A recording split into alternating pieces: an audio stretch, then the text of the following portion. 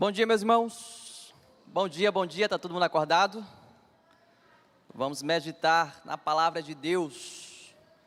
Você pode ter prazer em diversas coisas em sua vida, mas se o seu maior prazer não for meditar na palavra do Deus Altíssimo, provavelmente o seu prazer está errado. Eu queria que, por favor, vocês abrissem as suas Bíblias e, conforme aqueles que forem achando, ficassem de pé, por favor. Em Josué, capítulo 1, nós vamos ler inicialmente os versículos de 6 a 9.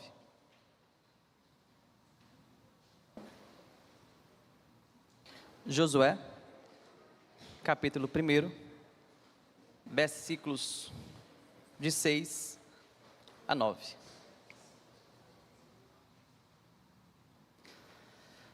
A palavra de Deus diz assim: Sê forte e corajoso, porque tu farás este povo herdar a terra que sob juramento prometi dar a seus pais. Tão somente ser forte e muito corajoso, para teres o cuidado de fazer segundo toda a lei que meu servo Moisés te ordenou. Dela não te desvies, nem para a direita, nem para a esquerda, para que sejas bem sucedido por onde quer que andares.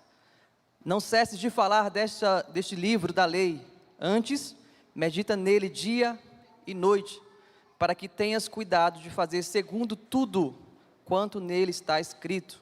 Então farás prosperar o teu caminho e serás bem sucedido. Não mandei eu? Ser forte e corajoso. Não temas, não te espantes, porque o Senhor, teu Deus, é contigo por onde quer que andares. Só até aqui. Curve sua cabeça e ore comigo. Deus, nós te damos graças porque tua palavra é viva e eficaz. Obrigado porque, independente de quanto tempo passou, ela continua sendo, Deus, verdadeira e continua sendo aquilo que nos alimenta, o nosso pão diário. Nós te pedimos em nome de Jesus que o Senhor venha nos conduzir a entender aquilo que o Senhor quer falar pessoalmente com cada um de nós, para que nós venhamos sair daqui, Deus, mais cheios do Teu Espírito e com um propósito mais aguçado em nossas vidas, que é te louvar e render-te graças por todas as nossas vidas. Em nome de Jesus, amém. Pode sentar.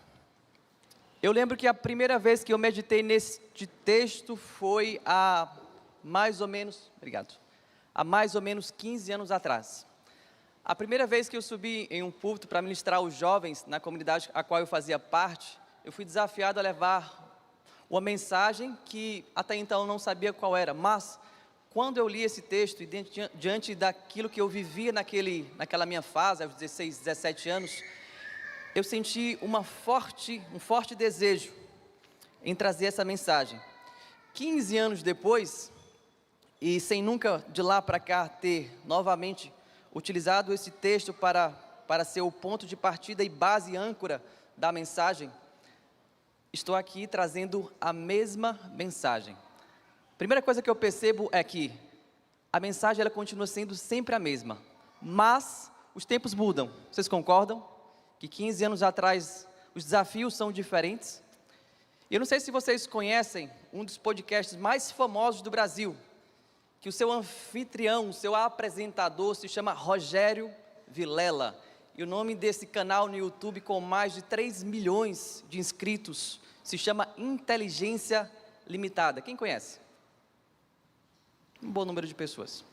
É um canal que convida diversos personagens, tanto do meio evangélico, quanto também de tantos outros meios. E em específico, nesse podcast, ele convidou 3 personagens que têm como seu personagem principal Iago Martins, que dentro do seu ecossistema de conteúdo, digamos assim, tem 2 outros personagens chamados Pedro Pamplona e Guilherme Nunes. Essas 3 pessoas juntas escreveram um livro chamado Você é o Ponto Fraco de Deus, porém ele continua dizendo, e outras mentiras da teologia do coaching. Quem conhece aqui a teologia do coaching? A teologia do coaching, segundo Pedro em especial, ele diz que é a substituta da teologia da prosperidade. Mudou o nome, mas a essência materialista continua sendo a mesma. Mas quando você vai estudar um pouquinho sobre o significado da palavra coach e a aplicabilidade dessa palavra, por exemplo, nos Estados Unidos, você percebe uma coisa. Segundo o nosso querido chat GPT, alguém conhece aqui? Muito boa essa ferramenta. Ela resume de forma bem simplificada, dizendo que a palavra coaching vem da palavra inglesa coach e significa treinador. Esse treinador tem o objetivo de encorajar e motivar o seu cliente a atingir um objetivo, ensinando novas técnicas que facilitem o seu aprendizado. Então, quando você entende o significado real dessa palavra, mas quando, infelizmente, alguns distorcem a aplicabilidade dessa palavra dentro de um contexto brasileiro, você percebe que o problema não está na bateria, que o problema não está na guitarra, que algumas outras denominações não utilizam porque acham um pouco diabólicas, por assim dizer. O problema sempre está no ser humano que distorcem coisas.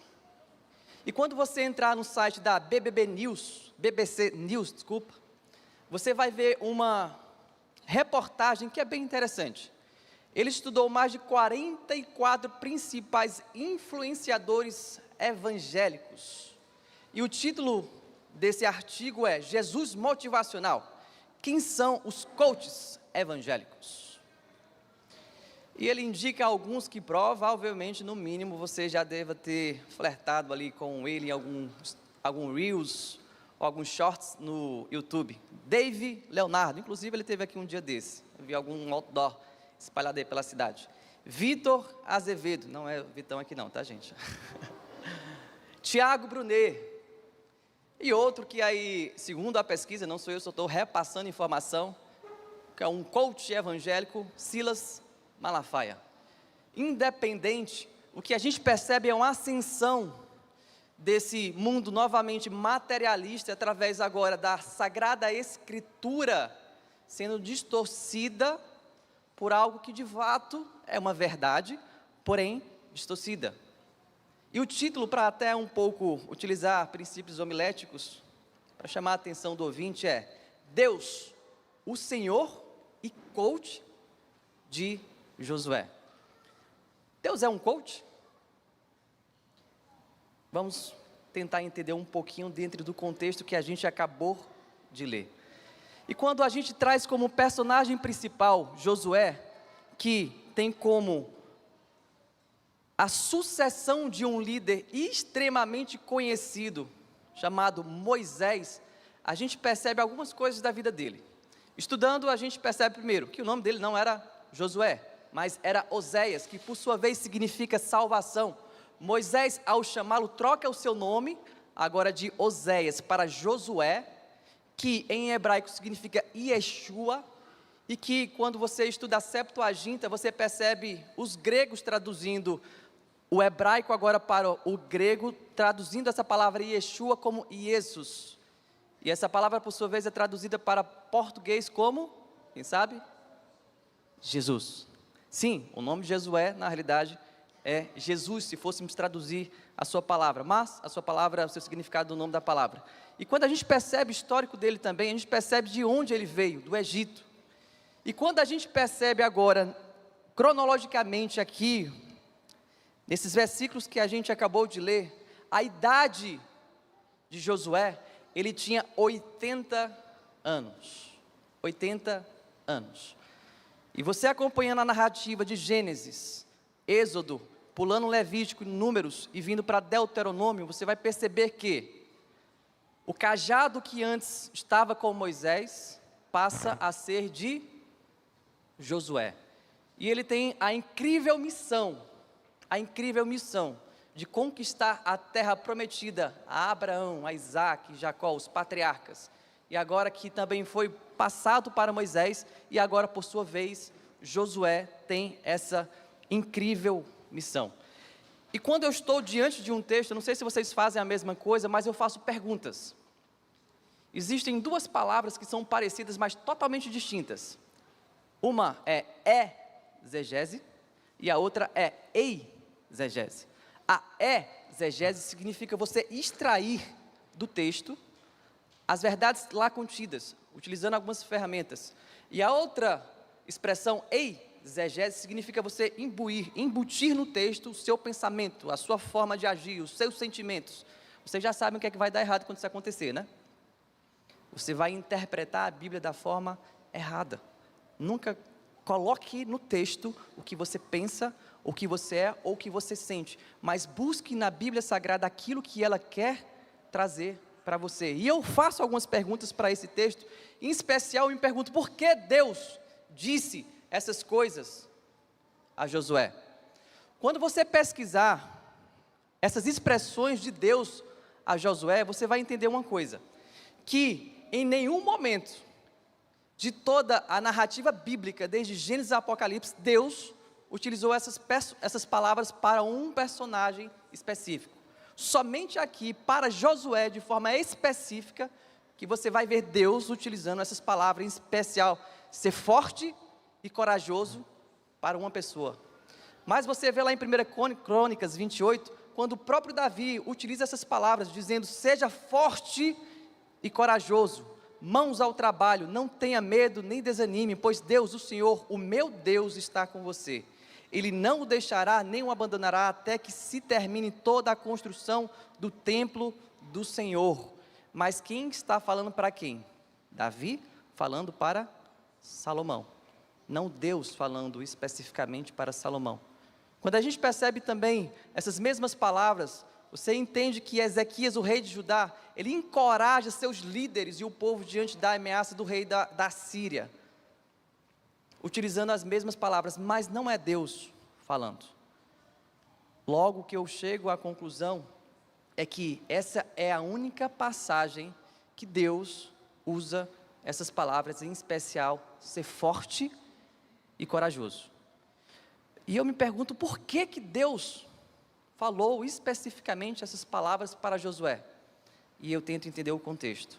O primeiro contexto é, quem que Josué estava sucedendo? Josué estava sucedendo nada mais, nada menos que Moisés. E lá no finalzinho do livro de Deuteronômio, capítulo 34, versículos 10 ao 12, o autor, que não é mais agora Moisés, porque ele já havia falecido, diz o seguinte, e nunca mais, falando de Moisés, e nunca mais se levantou em Israel profeta algum como Moisés, a quem o Senhor conhecera face a face, nem semelhante em todos os sinais e maravilhas que o Senhor o enviou para fazer na terra do Egito, a Faraó e a todos os seus servos e a toda a sua terra, e em toda a mão forte e em todo grande espanto que praticou Moisés aos olhos de todo o Israel. Primeira coisa que eu percebo é que Moisés não estava sucedendo o diretor das Casas Bahia. Josué não estava sucedendo uma grande empresa local lá em São Paulo. Josué estava sucedendo Steve Jobs. Eu estou trazendo para tempos presentes. Uma coisa é eu agora assumir a liderança de uma pequena empresa local. E outra coisa totalmente distinta é eu suceder um gênio, segundo alguns, chamado Steve Jobs. Josué estava sucedendo o grande Moisés. O cara que, se você for estudar o Veterotestamento, você vai perceber que ele foi um dos maiores líderes que já existiu, não só dentro da concepção bíblica, mas da história da humanidade. Outra coisa que eu percebo também, que Deus necessitou, por assim dizer, falar essas coisas para Josué, que ele tinha quantos anos, quem lembra? 80 anos. Ele já tinha uma idade um pouco avançada. Terceira coisa que eu percebo é que, cara, ele não ia conquistar uma cidade. Quando você começa a contar a quantidade de cidades que Josué conquistou depois que ele assumiu a liderança, foram mais de 30 cidades-estados conquistados pela liderança dele. Josué, queridos, tinha uma grande missão, e era necessário que Deus fizesse um processo de exortação, de treinamento, de condução, para que ele conquistasse aquilo que Deus havia prometido aos seus antepassados. E quando a gente chega finalmente no versículo 5, que é o ponto que eu quero iniciar, para tentar entender o que Deus falou para ele e quer falar para cada um de nós esta manhã, ele inicia, o próprio Deus. Ninguém, no versículo 5, se você estiver com a sua Bíblia, pode ficar aberta, a gente vai usar bastante ela. Ninguém te poderá resistir todos os dias da tua vida. Ninguém, ele usa a expressão ninguém, eu vou repetir, Deus usou a expressão ninguém poderá te resistir. Deus precisou trabalhar a convicção de Josué, independente daquilo que estivesse por vir, independente de quais seriam os reis, independente de qual seria o império, independente de quem fosse o governador, o imperador daquela época, independente de qualquer pessoa que pudesse estar à sua frente e à frente do povo de Israel, ninguém poderia detê-lo. Mas a gente precisa entender, queridos, sempre o contexto e o porquê Deus fala algumas coisas para algumas pessoas específicas. E o que a gente percebe é que sim, haviam grandes reis daquela época e que o povo hebreu naquele momento era um povo minguado, comparado às outras nações. Não é um povo que tinha um histórico bélico gigantesco, pelo contrário. A grande missão que Josué tinha necessitava de uma grande mensagem para que ele pudesse compreender quem ele era em Deus. E quem era Deus? Porque o ninguém não está condicionado ao personagem dele, mas a quem Deus é através da vida dele. E a segunda mensagem que Deus traz para Josué é que eu acho fascinante. Ninguém te poderá resistir, ele continua dizendo o quê? Todos os dias da tua vida. Eu imagino nessas minhas viagens gospel, digamos assim, essa conversa, esse diálogo que Deus estava tendo com o próprio Josué. E quando Deus faz essa primeira afirmação, Josué poderia ter perguntado, mas tá ok, Deus, quanto tempo o Senhor permanecerá comigo? Quanto tempo o Senhor estará comigo? Se a gente partir do pressuposto real que José tinha 80 anos e que, segundo os estudiosos da cronologia bíblica, ele morreu com 110 anos, logo nós temos 30 anos de gap de tempo entre todas as batalhas que Josué galgou e ganhou no decorrer da sua vida terrena. Se são 30 anos, são 10.950 dias.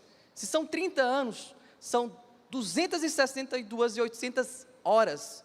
Se são 30 anos, são 15.768 minutos com a mensagem perdurando, martelando na cabeça de Josué, dizendo: não te deixarei. São 946.080.000 segundos com a mensagem no coração de Josué, dizendo: não te desampararei. Eu percebo algumas coisas, que quando você estuda a Bíblia de forma mais holística, você vai perceber que sim, existem algumas promessas que Deus faz especificamente para algumas pessoas. A promessa de construção do templo foi para quem? Escola Bíblica Dominical. Salomão. Específica. Davi também teve algumas promessas específicas. Mas quando a gente entende que algumas promessas bíblicas, elas não estão sendo direcionadas, elas estão sendo direcionadas especificamente para uma pessoa, mas ela abrange todo o povo de Deus, eu percebo uma coisa, que aqui essa promessa que Deus faz para Josué, ela também abrange para cada um de nós. Deus, ele fala hoje, ontem, eternamente: eu estarei contigo, sempre, eu não te desampararei, eu não te deixarei. Essa promessa feita para ele é uma promessa feita para mim e para a tua vida. É uma promessa que perdura pela eternidade, porque um dia nós estaremos junto com, e ele não nos deixará e não nos abandonará. Quando a gente perde essa concepção de conceitos tão simples como a onipresença de Deus, a gente deixa de perceber o quão Deus está presente, independente da situação que você esteja. Ainda que eu ande pelo vale da sombra da morte. Quem era Davi? Alguém que tinha intimidade com Deus. Se a gente não parar e entender quem Deus é, nós perdemos a nossa própria identidade. Porque o que você é ou deixa de ser, o próprio Deus diz. E Ele disse isso, Ele prometeu isso para Josué. Mas não somente especificamente para ele, mas para cada um de nós. E essa convicção, essa certeza de que Ele está conosco, nos deve trazer o quê? Paz. Você tem paz em seu coração? Como anda o seu coração? Quando a gente tem Deus presente, e quando a gente abraça uma promessa tão eterna, tão doce, e tão convicta da parte de Deus, o que a gente tem como certeza é de que passarão os céus e a terra, mas Deus, o Filho encarnado, Jesus Cristo, Ele habita dentro de mim. E quando a gente percebe, queridos, a transição desse versículo para o versículo 9, a gente entende uma coisa, que Deus Ele nos promete, sim, que Deus Ele nos direciona, sim, mas que Deus Ele também, digamos que nos cobra algumas posturas corretas para que a promessa que Ele faz também seja cumprida na vida de uma pessoa específica. E aí entramos no versículo 6, quando Ele diz, o próprio Deus, ser forte e corajoso. Eu amo estudar a etimologia das palavras, e quando eu estudo qualquer versículo bíblico ao qual eu vou trazer, seja num EBD, seja numa ministração, eu tento entender aquele contexto em diversas traduções. Eu estudei 18 versões bíblicas para entender essas duas palavras, ser forte e corajoso. E dentre as 18 versões que eu li, 8 delas traz a palavra esforçar. 3 delas traz a palavra firme. E 6 dessas outras versões traz agora a versão que eu li, Almeida Revisada e Corrigida, forte. Ser forte. Mas, não contente com esse estudo, eu tentei entender essa palavra no seu original. E a palavra Shazak significa ser persistente, ser resoluto, ficar firme, tornar-se forte ou prevalecer. E Deus, Ele repete essa mesma afirmação, esse mesmo pedido, essa mesma intimação para Josué 3 vezes. Eu não sei se vocês sabem, mas no hebraico antigo não existe exclamação. Quando você quer trazer uma mensagem de uma forma mais enfática, escrevendo em português, você coloca, amor, vem para casa, aí 30 exclamações, ela está dizendo que a mulher está brava e vem para casa.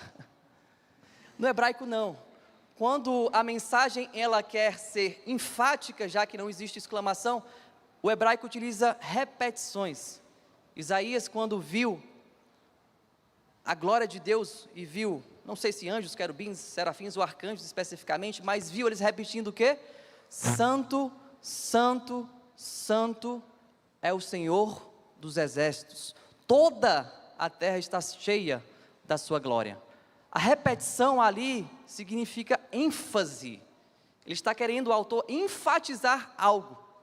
Aqui é a mesma coisa, é Deus querendo colocar, martelar na mente de Josué uma verdade, ser forte, ser resoluto, fica firme, prevaleça. E aí é onde começa muitos dos problemas que a gente percebe nos coachings evangélicos que a gente escuta e vê muito em predominância no mercado atual. Esses coachings dizem que essa força vem de dentro de você, que essa força está em você, que essa força ela emana de você. Eu te digo uma coisa, se você quiser correr 100 metros, busca essa força dentro de você mesmo, você vai conseguir. Agora, se você deseja correr uma maratona, busque essa força em Deus, porque aí você vai conseguir. Dentro de nós mesmos, quando você entende Gênesis, quando você entende que o ser humano não é uma criação satânica, mas uma criação divina deturpada pelo pecado, você percebe uma coisa: que o ser humano sim carrega coisas boas, que o ser humano sim tem dons, talentos, e como diria a teologia calvinista, existe uma coisa chamada graça comum que Deus derrama sobre tudo e todos. Logo, a gente compreende que nós somos seres criados, feitos por Deus, sem pecado, mas maculado pelo pecado. Logo, por mais que o seu desejo aparentemente seja bom, ele pode estar mascarado, travestido de maldade. Dentro de você existe bondade? Sim, porque você é feitura, você é criatura de Deus. Mas existe um outro nível, e João chama isso em seu evangelho, sedes filhos de Deus, e não mais só criaturas. A afirmação, queridos, que existe força dentro de você, ela de fato, de alguma forma ela é verdadeira, mas para quem quer correr 100 metros rasos, mas para quem quer correr uma maratona celestial, dentro de você, você não vai encontrar força, mas somente em Deus, somente na busca, no conhecimento do eterno, daquilo de quem Ele é, daquela pessoa chamada Jesus Cristo encarnado, sem pecado, morto por você, ali sim, nós encontraremos força o suficiente para caminharmos fielmente para o reino celestial prometido por Ele. E a mesma coisa eu fiz com a palavra corajoso. Das 18 versões, 15 vem com a palavra corajoso. Outras versões, talvez você leu ela aí, tem a palavra bom ânimo. E essa palavra amatz, ela significa alerta, corajoso, bravo, resoluto, audacioso, sólido, ou como diria Janguier Diniz, obstinado.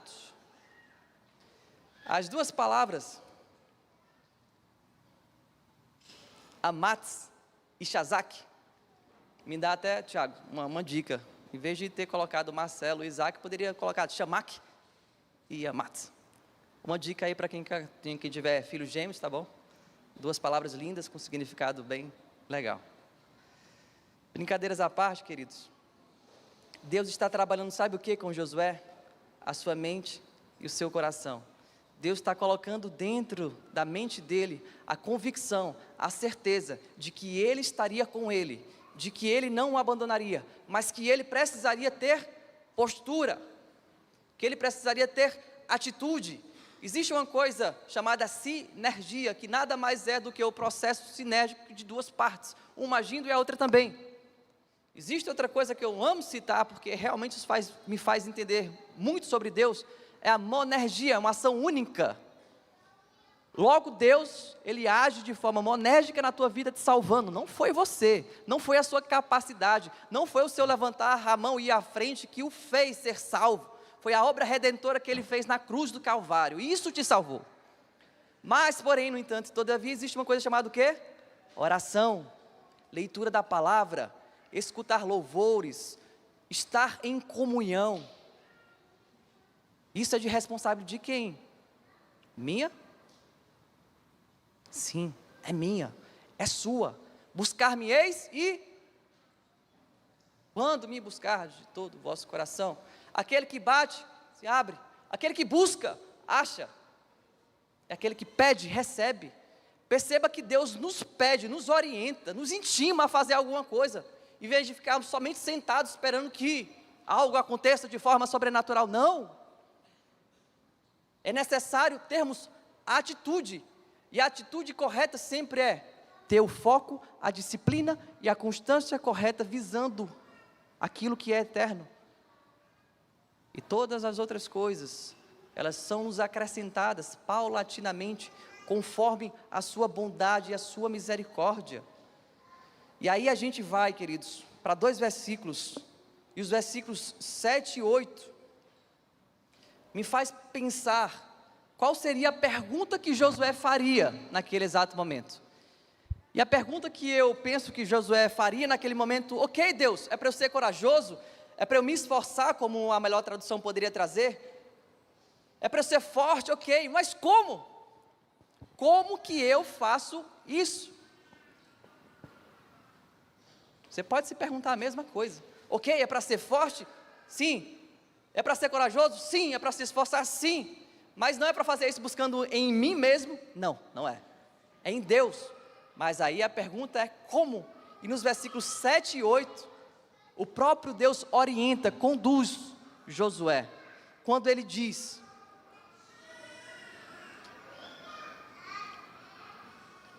tenha cuidado em cumprir toda a lei, não te desvie nem para a esquerda, nem para a direita, não pare de falar do livro da lei, medita em minha lei dia e noite.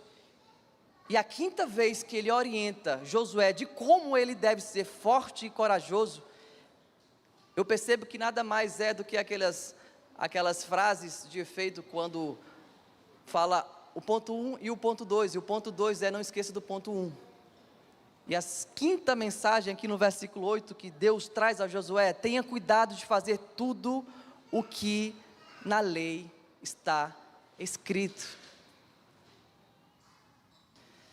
Existe um carinha, queridos, chamado Flávio Augusto, que ele tem muito conteúdo no mundo digital, e ele tem um axioma, uma máxima chamado: estabilidade não existe. Estabilidade não existe.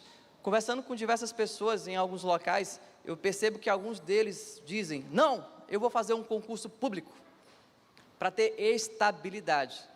Eu acho que essa pessoa se esqueceu do que aconteceu na Grécia. Eu acho também que essa pessoa se esqueceu o que aconteceu na Venezuela.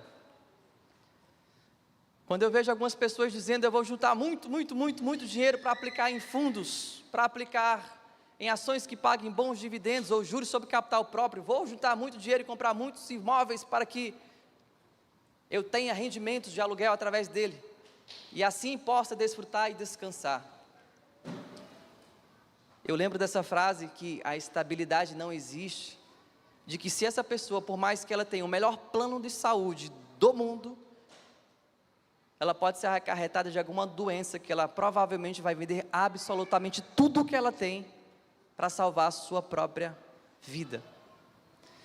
Você pode pensar numa terceira forma de ter a tal da estabilidade, é montar uma empresa de sucesso, uma empresa que esteja filiada aqui no Brasil, e que de preferência tenha as suas operações nos Estados Unidos e na Alemanha, para você dolarizar e também ter os seus rendimentos em euro. E quando eu lembro dessa situação, eu lembro de 2007, quando eu vim aqui para São Luís, e a comunidade a qual eu fazia parte, tinha uma família que não se congregava, mas de vez em quando estava lá, em especial quem se congregava, era uma pessoa próxima a eles, que tinha uma empresa de muito sucesso aqui em São Luís, provavelmente vocês conhecem. E essa família tinha uma filhinha de 3 anos de idade, e na casa deles tinha uma piscina. Infelizmente essa criança caiu dentro da piscina, e depois de alguns minutos, a encontraram morta. Aquela família foi tão impactada pelo aquele acontecimento, que elas se desestruturaram. Aquele homem não tinha mais foco, aquele homem não tinha mais desejo, aquele homem caiu em um poço de depressão, que fez com que os seus negócios fossem à falência. Estabilidade não existe, isso é uma verdade, mas como toda boa verdade, existe outra verdade, e é a verdade que o próprio Jesus falou, em Mateus 24:35, quando ele disse: passarão céus e terra, mas as minhas palavras não hão de passar. Se devemos buscar estabilidade em algum local, que seja em Deus. Se queremos buscar estabilidade em algo que seja realmente eterno, que a nossa busca seja em Deus. Se você quiser algo que realmente dê certeza, convicção para a sua vida, não somente hoje, nem amanhã, nem daqui a 10 anos, 15, ou na sua aposentadoria, tanto faz, busque-a em Deus. É somente nele que nós encontraremos a verdadeira estabilidade de salvo por Deus, e Deus o manterá salvo até o fim. E essa é a mensagem que Deus traz para Josué. Ok, seja forte, seja corajoso, mas a sua força e a sua coragem está buscando e tendo cuidado em cumprir a lei, em não se desviar nem para a esquerda e nem para a direita, observe que ele nem traz a possibilidade de olhar para trás. Deus, ele tem um plano traçado para a gente. Existem duas coisas que você pode fazer quando você, infelizmente, não escuta: se desviar para a esquerda ou para a direita.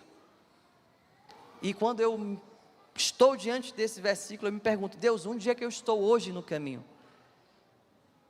Será que nós nos desviamos do teu propósito? Será que nós realmente estamos dentro do caminho que Deus trilhou para a gente? Ou pegamos algum atalho e estamos perdidos nele até o dia de hoje? E Deus está chamando: ei, eu estou aqui. Você pegou um atalho, você pegou a esquerda, você pegou a direita. Vem para o caminho da santidade, o caminho da pureza.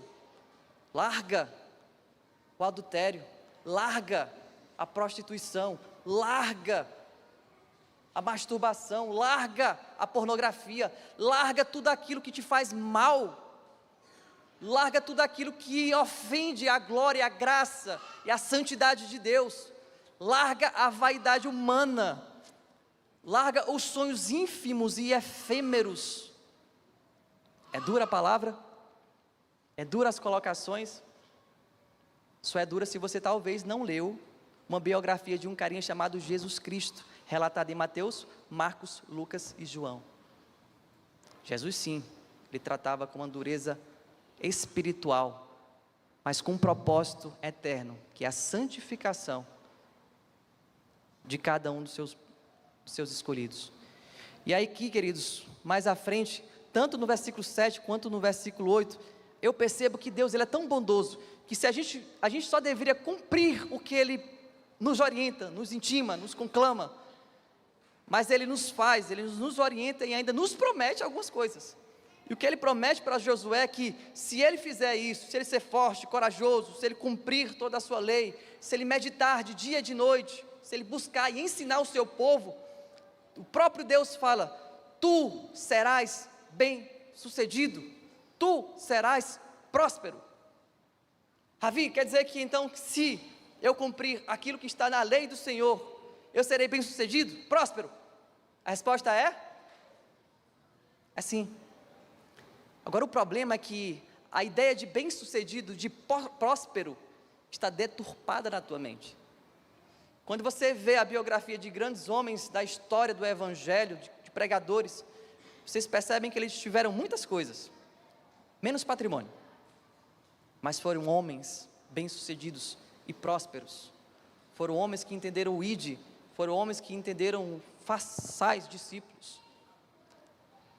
Quando a gente entende o verdadeiro significado de ser bem-sucedido ou próspero, a gente entende que Deus, Ele quer isso para a sua vida. Por mais que a teologia da prosperidade tenha sido deturpada, por mais que a teologia coaching tenha sido deturpada, Deus é um Deus próspero. Deus é um Deus próspero em amor. Deus é um Deus próspero em misericórdia. Deus é um Deus que quer prosperidade na tua família. Deus é um Deus que quer uma prosperidade na tua vida santa. Deus é um Deus que quer prosperidade nos teus negócios de forma legal. Deus quer prosperidade em todas as áreas da sua vida. E qual é o problema disso? O problema está nos nossos sonhos, nos nossos desejos carnais, humanos e materialistas. E Deus não quer isso. E chegamos finalmente, para finalizarmos, queridos, no versículo 9, quando ele diz: não tu mandei eu? Não sou eu que estou te mandando, Josué. Quem é que está falando? É Moisés? Quem é que está falando? É Abraão? É Isaac? Jacó? Josué? Quem é que está falando? Enfatizando mais uma vez: quem é que está te mandando? Quem é que está te orientando? Quem é que está te intimando? Sou eu, Josué, Deus, sou eu. E ele continua mais uma vez, e por último: ser forte, esforça-te, e tenha coragem, seja obstinado, não temas, nem te espantes, porque o Senhor teu Deus é contigo por onde quer que andares. Pela terceira e última vez, Deus enfatiza a sua mensagem, trazendo aquilo que Ele quer falar, desde o começo. Força e coragem deve estar atrelado à santidade e à busca constante de Deus. Muitas guerras viriam, como eu já citei lá no início, mais de 30 cidades seriam conquistadas. E Josué, aqui Deus ele cita mais duas palavras que não tinha citado anteriormente: não temas e não te espantes. Ou em outra versão, não te apavore nem desanime. Porque o remédio que Satanás mais utiliza para desviar cristãos ou deixar eles parados, sabe qual é? É o desânimo. E Deus também trabalhou isso na mente de Josué. O Deus coach, o Deus treinador, o Deus motivador, o Deus que orienta para o caminho correto, Ele trabalha em diversas áreas da vida de Josué. Eu não sei quantos conhecem aqui um autor chamado Viktor Frankl. Ele escreveu um livro chamado Em Busca de Sentido. E nesse livro, ele relata aquilo que ele viveu, pois ele era um sobrevivente de mais de 3 anos de tortura dos nazistas na Segunda Guerra Mundial. E durante esse período, esse autor, ele viu diversas coisas. E uma das coisas que ele viu foi o seu próprio povo se corromper em troca de um pouquinho mais de pedaço de pão e um pouquinho mais de uma sopa de ervilha fria.